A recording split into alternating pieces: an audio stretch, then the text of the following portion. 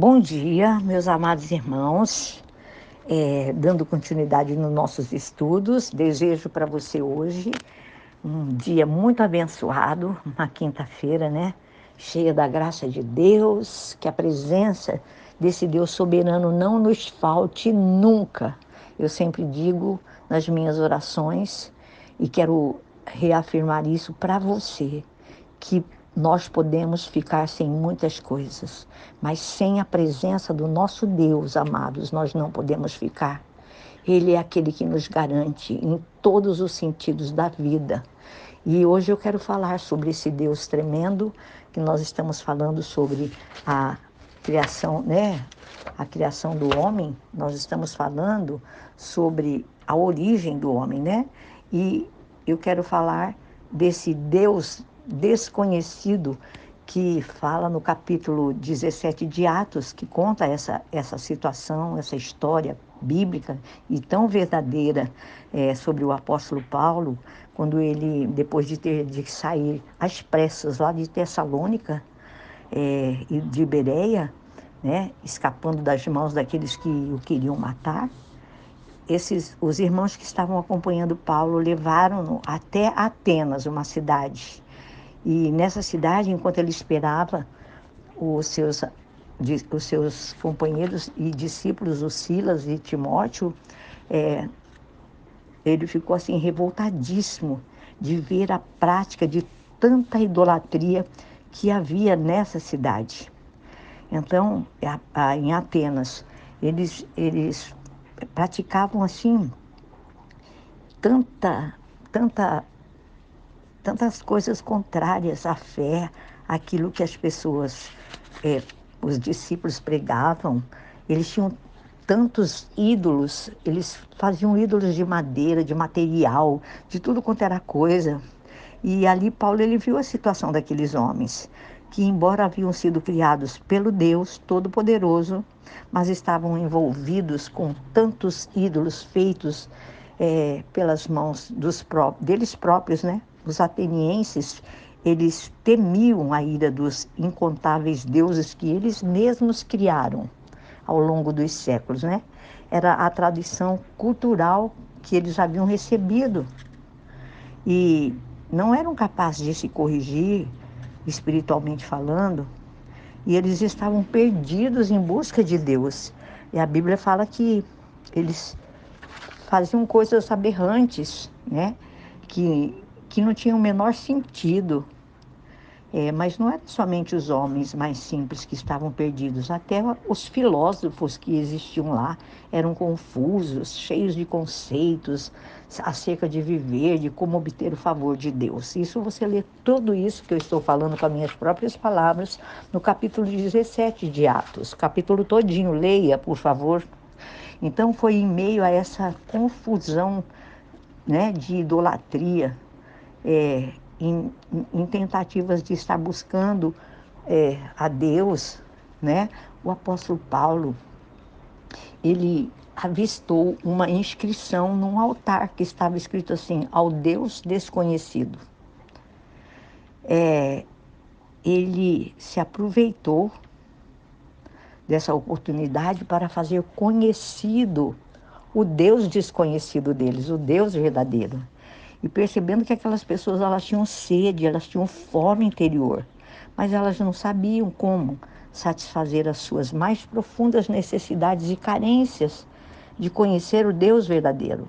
Então Paulo, a Bíblia fala aqui com frases inspiradas pelo Espírito Santo e com toda a bagagem, com todo o conteúdo que ele carregava com ele, as revelações, né?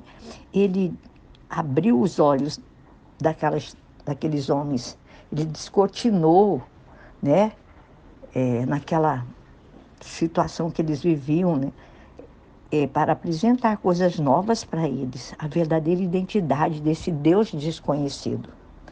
E aí Paulo, ele fala assim, olha, o Deus desconhecido que esses adorais sem conhecer é precisamente aquele que eu vos anuncio, o Deus que fez o mundo e tudo que nele existe, sendo ele Senhor do céu e da terra, não habita em santuário feito por mãos humanas, nem é servido por mãos humanas como se de alguma coisa precisasse, pois ele mesmo é quem a todos dá vida, respiração e tudo mais. De uma só fez toda a raça humana para habitar toda a face da terra, havendo fixado os tempos previamente estabelecidos e os limites da sua habitação, para buscarem a Deus, se, porventura, tateando, o possam achar, bem que não está longe de cada um de vós. Ora, não levou Deus em conta os tempos da ignorância. Agora, porém, notifica aos homens que todos, em toda parte, se arrependam, porquanto estabeleceu um dia em que há de julgar o mundo com justiça por meio de um varão, Jesus Cristo, que destinou e acreditou diante de todos, ressuscitando-o dentre os mortos.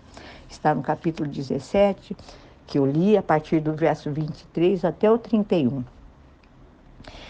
Eu quero dizer para vocês que nosso Deus, além dele ser o Criador dos céus e da terra, é também o Senhor.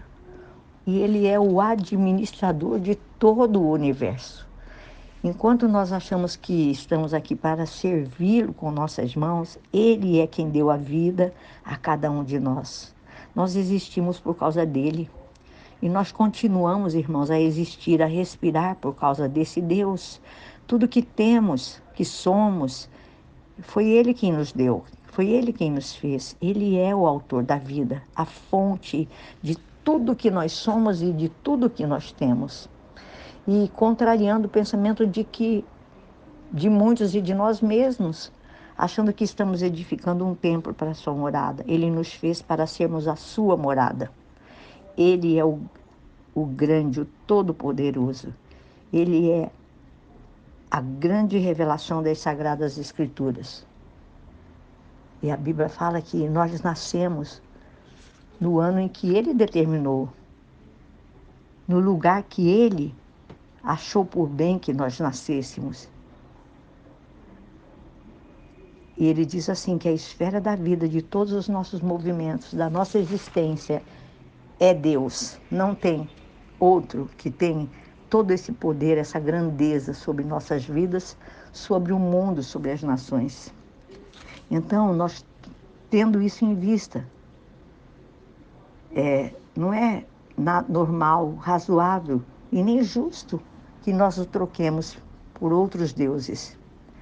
E mesmo por ignorância, se tivermos feito isso no passado, Ele fala para nós de uma forma muito amorosa e misericordiosa que temos ainda tempo para nos arrepender. Hoje você e eu precisamos, como sempre, todos os dias, precisamos da salvação que vem de Deus para nós. O dia em que esse Deus desconhecido, como esse povo tinha um altar para esse Deus desconhecido, eu e você temos que reconhecê-lo. Ele se revelou a mim e a você de uma forma maravilhosa através da pessoa de Jesus Cristo. O Pai enviou esse Deus amoroso, misericordioso, longânimo, perdoador.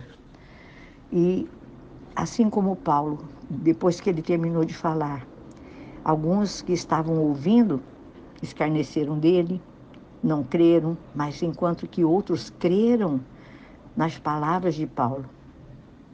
E eu pergunto para você, e você crê? De que lado você está? De que lado você vai ficar? Hoje nós somos como se fôssemos juízes nessa situação e nessa questão.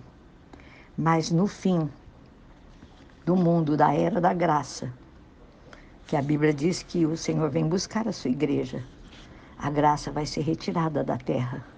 Então hoje, como juiz, você vai se decidir, vai renovar a sua aliança com esse Jesus maravilhoso, com esse Deus tremendo e poderoso. E quando for no final da era da graça, o juiz será esse varão que foi ressuscitado, Jesus Cristo. E eu te convido, fique do lado dele, Fique do lado de Jesus. Tenha-o como seu Senhor e seu Salvador. Renove com Ele todas as manhãs a sua confissão de fé, entregando seus caminhos a Ele, entregando seu dia, sua vida. Todos os dias renove a sua aliança, porque Ele é o nosso Deus. E Ele não é um Deus desconhecido mais para mim e para você. Ele já se apresentou a nós como o único Deus, o Senhor das nossas vidas. Eu desejo a você, nesse dia, uma quinta-feira muito abençoada, cheia da graça do Senhor Jesus. Amém?